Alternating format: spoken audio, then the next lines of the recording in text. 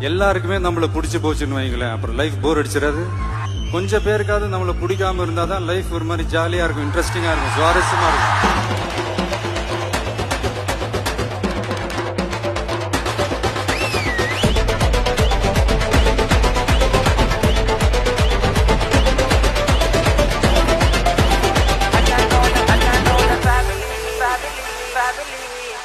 வாழ்க்கை மெல்ல ஓடும் போதும் பிரச்சனை வந்தா சிரிப்பே போதும். ஒன்ன சொல்லி தந்த வார்த்தை எல்லாம் நெஞ்சுக்குள்ள உள்ளுக்குள்ள கேட்டு உதவி பண்ணு. அன்பு சேரும் தானா வந்து சேரும் அன்பில்